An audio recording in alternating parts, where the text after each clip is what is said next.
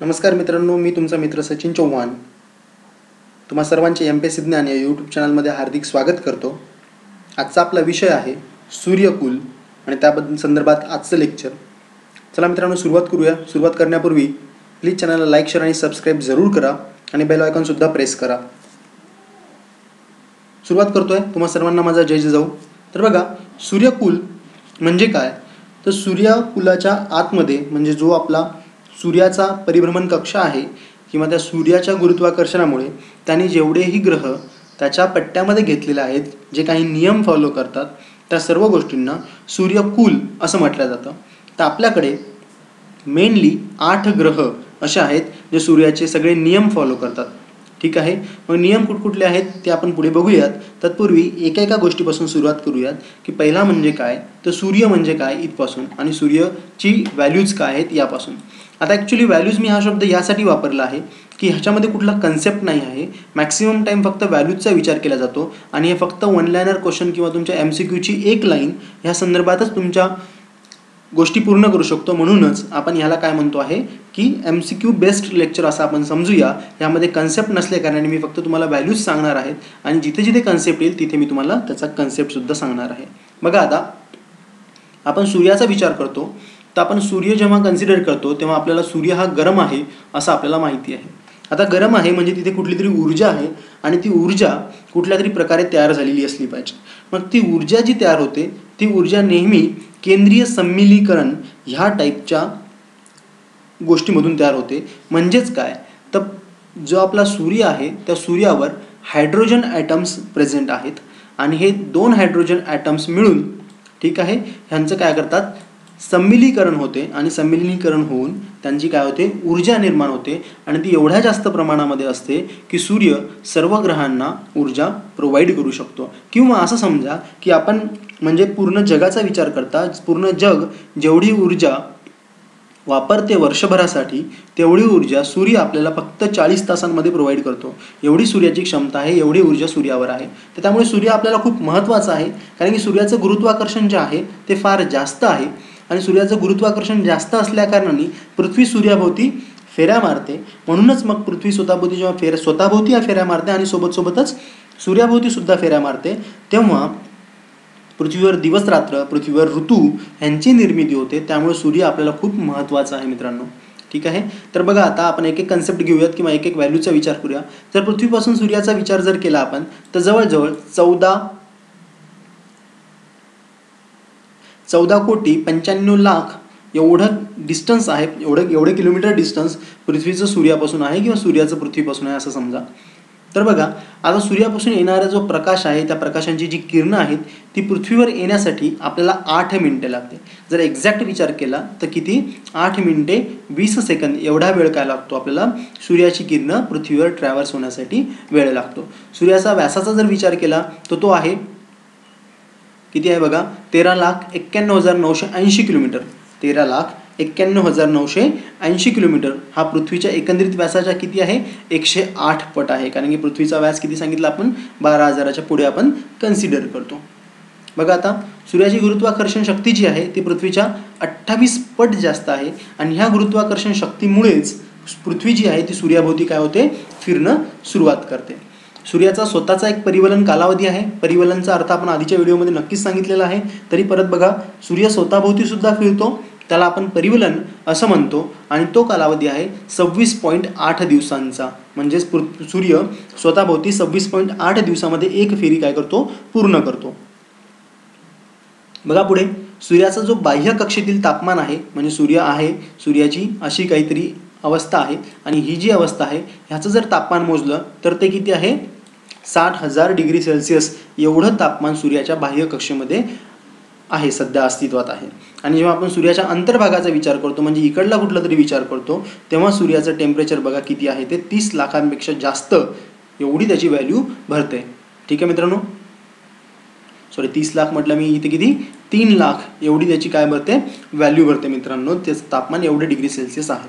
सूर्यकुलातील एकूण ग्रह किती सांगितले, तर आपण 8, याच्या आधी आपण 9 ग्रह अभ्यासायचो, पण एक ग्रह कमी झालेला आहे 2006 पासून. तो कुठला ग्रह आहे आणि तो का आहे हे मी व्हिडिओमध्ये सांगणारच आहे. आता आपण बघूया, पृथ्वीची माहिती घेऊयात. आता जी पृथ्वी आहे तिचा आकार जो आहे तो जिओइड आहे. आता हा जिओइड आकार म्हणजे कसा असतो, तर पृथ्वी ही संपूर्णतः अशी गोल नसून थोडी चपटी आहे. ठीक आहे, ध्रुवावरती चपटी आहे आणि विषुववृत्तावरची काय आहे, फुगीर आहे. आणि असा जो आकार असतो ह्या आकाराला कुठला आकार म्हणतात, जिओइड असा आकार म्हणतो. सूर्यापासूनचे अंतर आपण आत्ताच सांगितलं त्याचं किती आहे ते, परिभ्रमण काळ त्याचा, परिभ्रमण काळ म्हणजे पृथ्वी जी सूर्याभोवती फिरते त्याला आपण पृथ्वीचा परिभ्रमण असं म्हणतो. आणि तो किती आहे, 365 दिवस 5 तास 48 मिनिटे आणि 46 सेकंद. हे डिटेल व्हॅल्यू आहे, त्यामुळे ही व्हॅल्यू तुम्ही लक्षात ठेवा. MPSCचा अभ्यास करताना अशा व्हॅल्यूजचा नक्कीच महत्त्वाचा अभ्यास असतो. त्यामुळे बघा 365 दिवस 5 तास 48 मिनिट आणि 46 सेकंद एवढा काय पृथ्वीचा परिभ्रमण काळ आहे. जर गुरुत्वाकर्षण, जी पृथ्वीची गुरुत्वाकर्षण शक्ती आहे, तिची स्वतःची गुरुत्वाकर्षण शक्ती आहे, तिच्या जर आपल्याला बाहेर पडायचं असेल, ठीक आहे, तर आपल्याला किती व्हॅल्यू लागते, तर बघा ती 11.2 किलोमीटर पर सेकंद एवढी व्हॅल्यू आपल्याला लागते. म्हणजेच काय, तर एका सेकंदामध्ये अशा कुठल्याही ऑब्जेक्टनं जर समजा 11.2 किलोमीटर एवढा जर वेग घेतला असेल तर पृथ्वीचं गुरुत्वाकर्षणाच्या बाहेर पडण्यासाठी त्याला ती मदतगार होते. म्हणूनच जेव्हा आपण रॉकेट्स लॉन्चिंग पॅड्सवरनं सोडतो तेव्हा त्याची जी व्हॅल्यू असते ती 11.2 किलोमीटर पर सेकंदच्या पुढे गेलेली असते. म्हणूनच पृथ्वीचं गुरुत्वाकर्षण सोडून ते रॉकेट जे आहेत ते बाहेर पडतात. पृथ्वीच्या क्षेत्रफळाचा जर विचार केला तर 51.01 कोटी चौरस किलोमीटर एवढं त्याचं क्षेत्रफळ आहे. जर पाण्याच्या क्षेत्रफळाचा विचार केला असेल तर ते किती आहे बघा, 71% एवढं पाणी आहे आणि 29% एवढा काय आहे, जमिनीचा भूभाग आहे. त्याच्या व्हॅल्यूज इथे मेन्शन केलेल्या आहेत, बघून घ्या. जर त्रिज्येचा विचार केला तर 6371 किलोमीटर एवढी काय आहे पृथ्वीची त्रिज्या आहे. त्रिज्या कशी मोजली जाते, सेंटरपासनं जी व्हॅल्यू एका साईडला आहे तिला आपण त्रिज्या म्हणतो, ती किती आहे 6371 किलोमीटर. ठीक आहे, तिचा जो ध्रुवीय व्यास जर आपण मोजला तर तो आहे 12,714 किलोमीटर. म्हणजे हा पूर्ण जर आपण जर असा जर कॅल्क्युलेट केला, ध्रुवीय व्यास म्हणजे वरतून खाली हा 90 ते हा 90 जर कॅल्क्युलेट केला तर तो किती आहे 12,714 किलोमीटर. आणि विषुववृत्तीय व्यास जर आपण कॅल्क्युलेट केला तो किती आहे 12,758 किलोमीटर.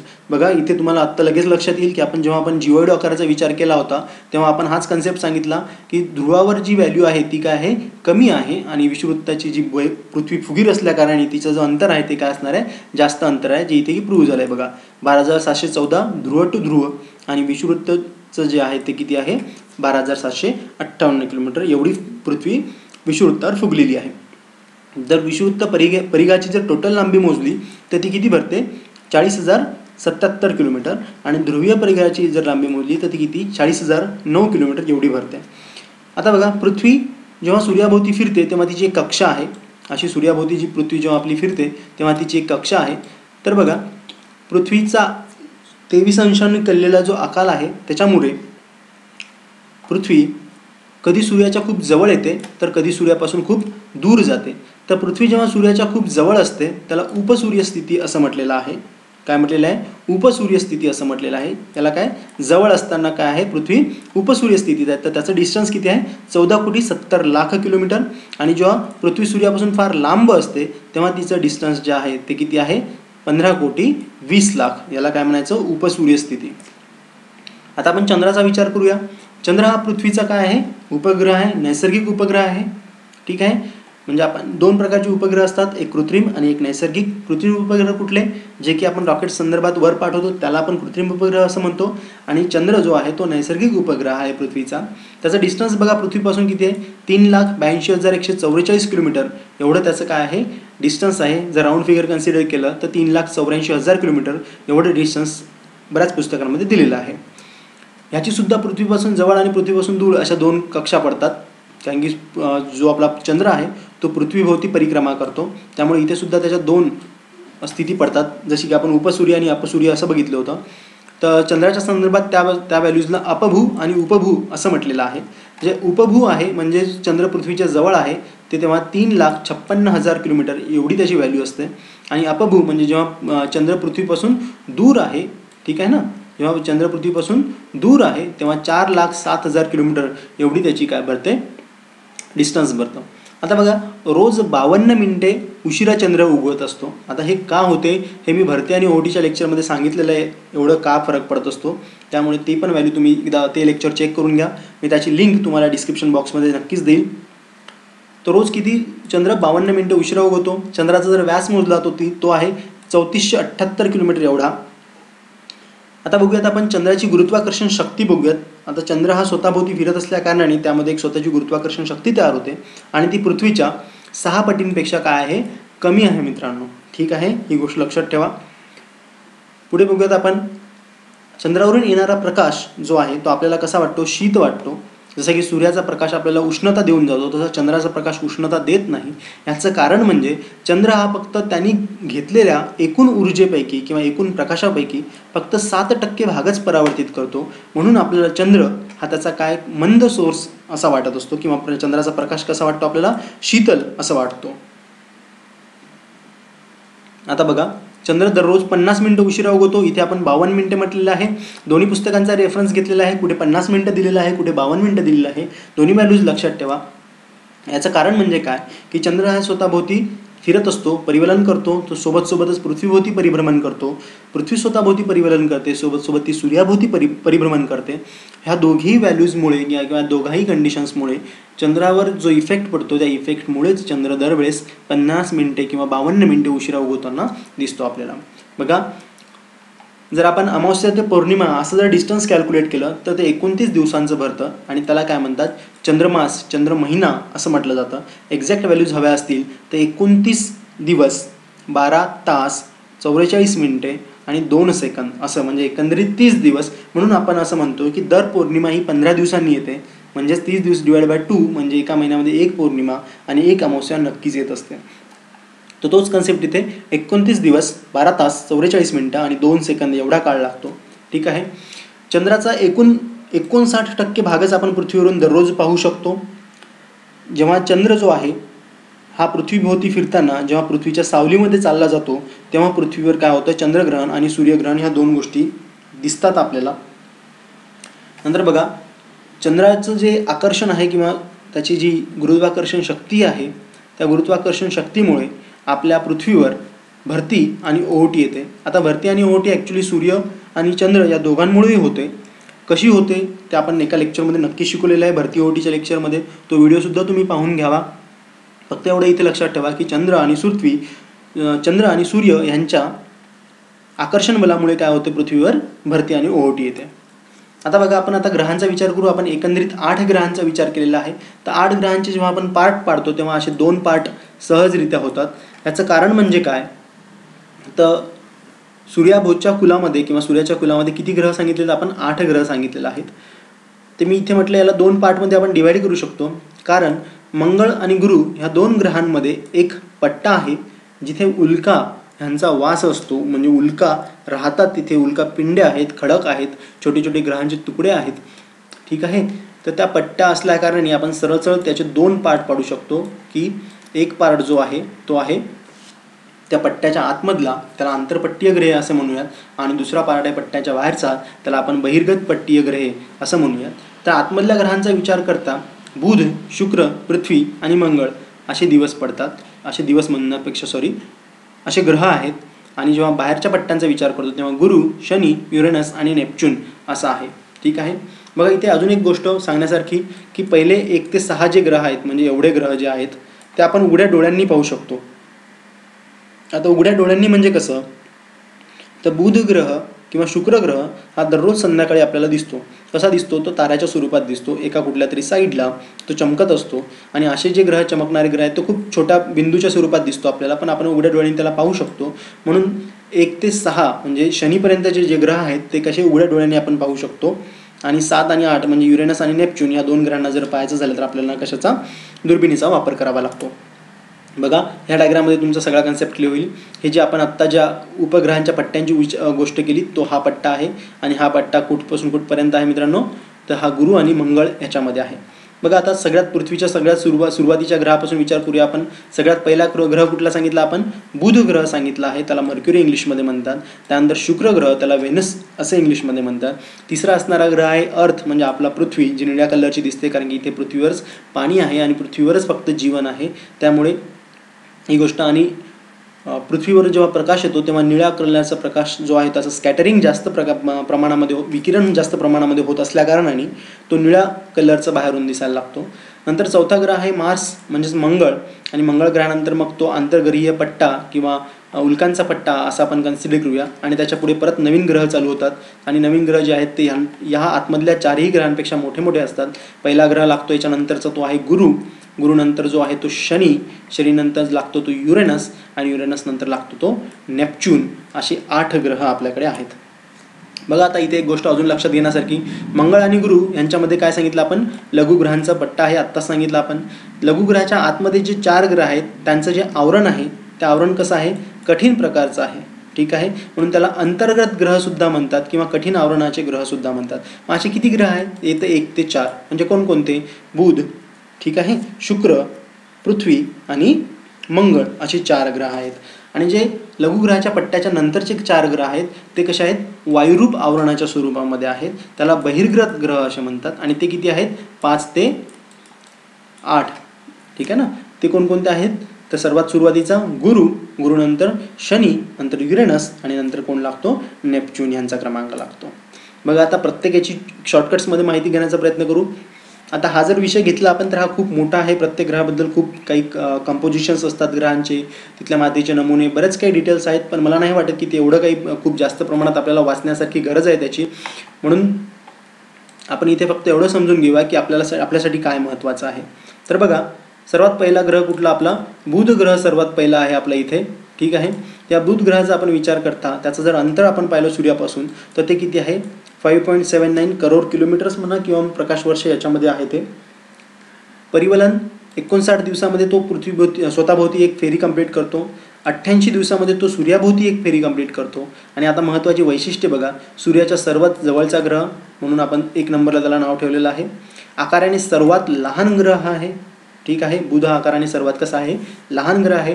सूर्यमालिकेतील सर्वात वेगवान ग्रह आहे. लहान असल्याकारणाने खूप जोरात फिरतोय तो. त्याला एकही उपग्रह नाही, हे महत्त्वाचं वैशिष्ट्य आहे. त्याचं तापमान बघा 420 डिग्री एवढं सर्वात जास्त तापमान असतं. तर ॲट द सेम टाईम जेव्हा एका साईडला म्हणजे बुध ग्रहाची परिवलन करतानाची जी एक बाजू सूर्याच्या साईडला असेल तेव्हा त्याचं जे टेम्परेचर आहे ते 420 डिग्री, आणि त्याच्या अपोजिट साईडला जिथे अंधार आहे, जिथे रात्र आहे, त्याचं टेम्परेचर -200 डिग्री एवढं भरतं. ही एक्स्ट्रीमिटी लक्षात ठेवा. आणि जेव्हा हा बुध ग्रहाचा विचार येतो तेव्हा बुध ग्रह हा पश्चिमेकडून पूर्वेकडे फिरतो. हा पृथ्वीसारखाच फिरतो आहे पश्चिमेकडून पूर्वेकडे. आता आपण शुक्र ग्रहाचा विचार करूयात. शुक्र हा 2 नंबरचा ग्रह आहे. अंतर किती, 10.82 करोड किलोमीटर्स, 243 दिवस ह्याचा परिवलन कालावधी आहे. आणि इथे महत्त्वाची गोष्ट म्हणजे बघा, इथे थोडंसं एक ट्विस्ट आहे की परिभ्रमण कालावधी जो आहे शुक्राचा तो 224 दिवसांचा आहे. म्हणजे शुक्र स्वतःभोवती एक फेरी क्रिएट करण्यासाठी 243 दिवस एवढे दिवस लावतो. ठीक आहे मित्रांनो, 243 दिवस लावतो येतो. आणि परिभ्रमण करण्यासाठी म्हणजे सूर्याच्या भोवती त्याला जर परिभ्रमण करायचं असेल तेव्हा त्याची 1 वर्ष कंप्लीट होण्यासाठी किती, 224 दिवस लावतात. म्हणजे बघा, त्याचा दिवस जो आहे तो मोठा आहे वर्षापेक्षा. हा एक महत्त्वाचा कन्सेप्ट तुम्हाला लक्षात ठेवा, फन फॅक्ट आहे.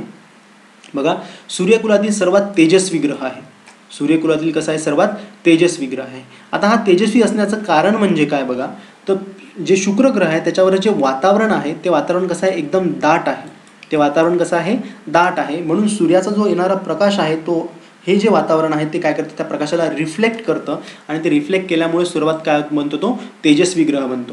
इथे अजून एक महत्त्वाची गोष्ट बघा, याची जी परिवलन कक्षा आहे ती कशी आहे, पूर्वेकडून पश्चिमेकडे आहे. आता बघा, 2 असे ग्रह आहेत. एक आहे शुक्र, ठीक आहे, आणि दुसरा आहे युरेनस. दुसरा आहे युरेनस. असे हे 2 ग्रह आहेत. हे 2च ग्रह फक्त पूर्वेकडून पश्चिमेकडे फिरतात. आणि बाकी उरलेले 6ही जे ग्रह आहेत ते नेहमी पश्चिमेकडून कुठे, पूर्वेकडे फिरतात, पृथ्वीसारखे. आता बघा, शुक्र हा ग्रह, याला पृथ्वीची बहीण असं सुद्धा म्हटलं गेलेलं आहे, कारण की पृथ्वीच्या जवळ आहे इथून. ठीक आहे, नंतर पूर्वेकडून पश्चिमेकडे फिरते, आत्ताच आपण सांगितलं. आणि महत्त्वाची गोष्ट म्हणजे यांना सुद्धा एकही उपग्रह नाही आहे. चला आता आपण पृथ्वीचा विचार करूया. तर पृथ्वीचं अंतर जे किती, 14.96 करोड किलोमीटर्स. त्याचा जो परिवलन आहे तो किती आहे, 23.56 तास, म्हणजे 24 तासांचा विचार करूयात आपण. परिभ्रमण किती आहे, 365 टू 1:4 दिवस, म्हणजेच जवळजवळ 365 आपण असं म्हणूया, 365.25 असं कन्सिडर करूया. म्हणजेच आपण रेग्युलरली तेव्हा ज्याला कन्सिडर करतो तेव्हा ते 365 दिवसांचं वर्ष धरतो. प्राणीसृष्टी आणि वनस्पतीसृष्टी असणारा एकमेव ग्रह जो आहे तो पृथ्वी आहे. ज्यावर पाणी अस्तित्वात आहे असाही जो ग्रह आहे तो पृथ्वी आहे. चंद्र हा पृथ्वीचा नैसर्गिक उपग्रह आहे आणि त्याची जी परिवलन कक्षा आहे ती कशी, त्याची जी दिशा आहे परिवलनाची ती पश्चिमेकडून कुठल्या साईडला, पूर्वेकडल्या दिशेला आहे. आता मंगळचा विचार करूयात आपण. मंगळाचं अंतर जे आहे ते 22.9 करोड किलोमीटर्स आहे. 24 तास त्याचा परिवलन वेग आहे. परिभ्रमण जेव्हा करतो तेव्हा 687 दिवसांचा त्याला कालावधी लागतो, म्हणजे 687 दिवसांचं काय आहे तिथे वर्ष आहे मंगळावर. पृथ्वीपासून जवळ असणारा दुसरा ग्रह आहे, कारण की पहिला जो आहे तो शुक्र होता आपल्यासाठी, म्हणून दुसरा ग्रह. 2 उपग्रहसुद्धा आहेत, त्याचे नावं महत्त्वाचे आहेत. फोबॉस आणि डिमॉस हे दोन्ही नावं तुम्हाला विचारण्यात आले होते एकदा MPSC मध्ये. दोन्ही नावं लक्षात ठेवा, फोबॉस आणि डिमॉस असे 2 नावं आहेत. आणि याची जी परिवलन कक्षा आहे ती कशी, पश्चिमेकडून कुणाकडे आहे, पूर्वेकडे आहे.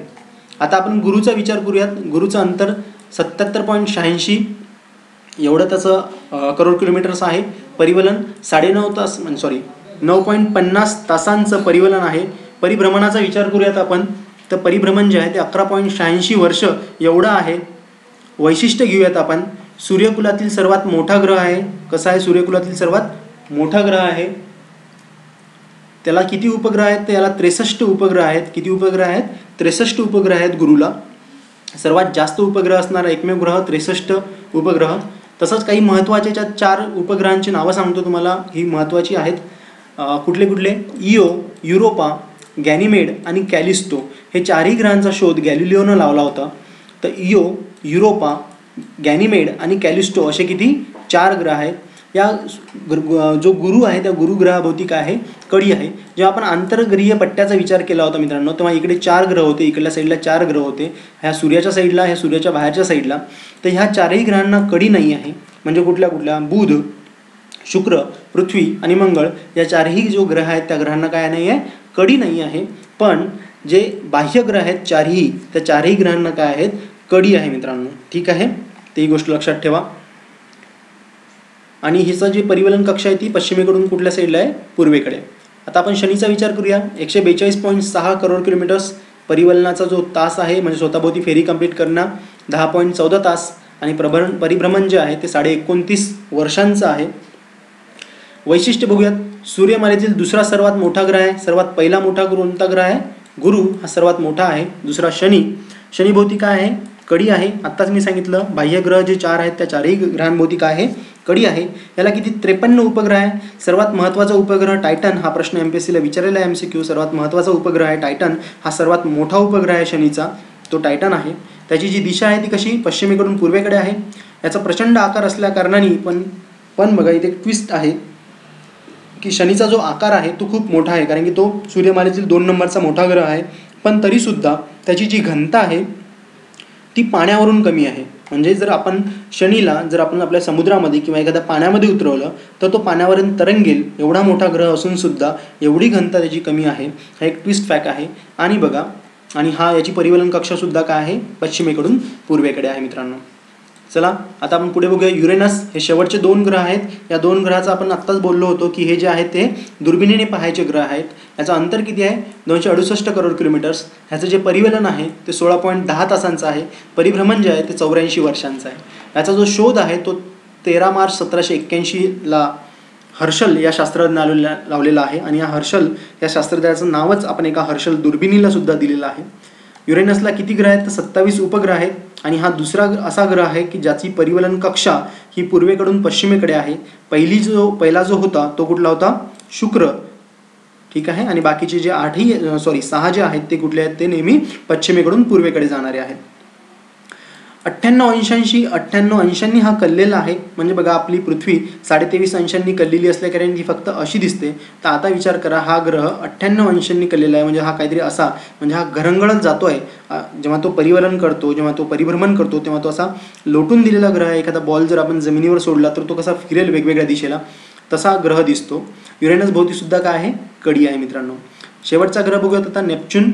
449.8 करोड किलोमीटर्स, 16 तासांचं त्याचं परिवलन आणि 164 हाफ वर्ष, म्हणजे किती 164 वर्ष असं करूयात. 164 वर्ष 6 महिने एवढा त्याचा परिभ्रमण काळ आहे, म्हणजे त्याचा वर्षाचा कालावधी आहे.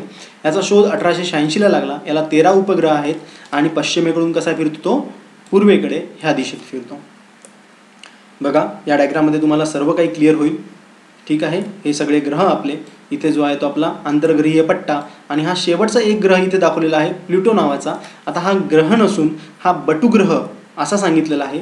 तर बटुग्रह म्हणजे काय याची एक डेफिनेशनचा अर्थसुद्धा मी तुम्हाला सांगणार, पण तत्पूर्वी प्लुटोविषयी थोडीशी माहिती घेऊयात. प्लुटोचा जो शोध आहे तो 18 फेब्रुवारी 1930 ह्या दिवशी लागला.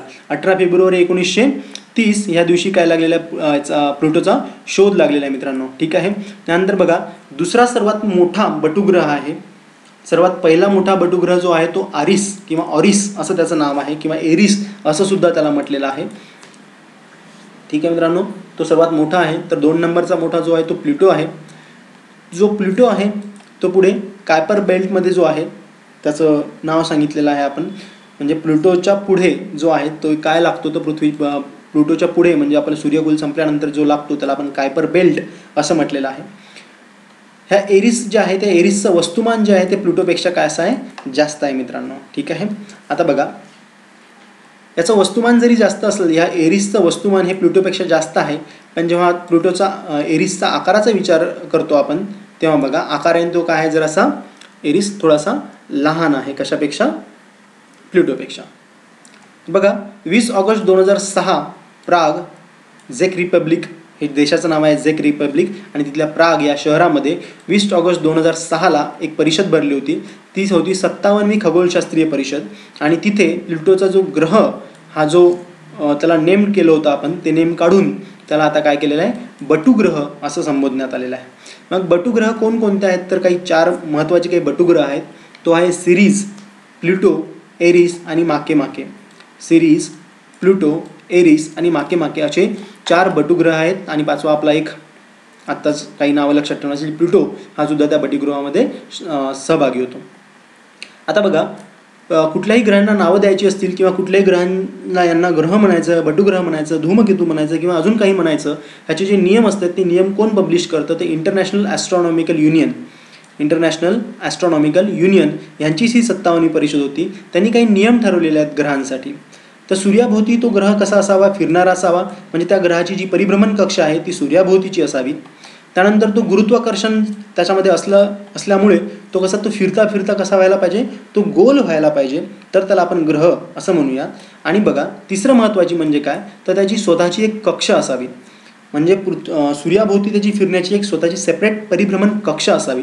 तर हा जो प्लुटो नावाचा ग्रह आहे हा तिसरी जी गोष्ट आहे ती पूर्ण करत नव्हता. म्हणून त्याला काय केलेलं आहे आपण, ग्रहांच्या याच्यातून त्याचं नाव काढून त्याला बटुग्रहामध्ये स्थान दिलं होतं. कारण की प्लुटो कधी नेपच्यून ह्याच्या कक्षेमध्ये चालला जायचा आणि कधी तो स्वतःच्या अस्तित्वात असलेल्या कक्षेमध्ये चालला यायचा. म्हणजे हा चेंजिंग करणारी कक्षा हा याचा प्रॉब्लेम होता. म्हणून त्याला काय केलेलं आहे, ग्रहामधून काढून त्याला 2006मध्ये बटुग्रहाचं नाव देण्यात आलेलं आहे. आशा करतो मित्रांनो तुम्हाला सूर्यकुलाविषयी संपूर्ण माहिती मिळालेली असेल. प्लीज चॅनलला लाईक, शेअर आणि सबस्क्राईब जरूर करा. तुम्हाला काही प्रॉब्लेम्स असतील, काही सजेशन्स असतील तर प्लीज मला कमेंट करून सांगा. आणि बेल आयकॉनवर सुद्धा क्लिक करा, म्हणजे येणाऱ्या नवीन व्हिडिओचे अपडेट्स तुम्हाला मिळत राहतील. मी तुमचा मित्र सचिन चव्हाण तुमची रजा घेतो. धन्यवाद.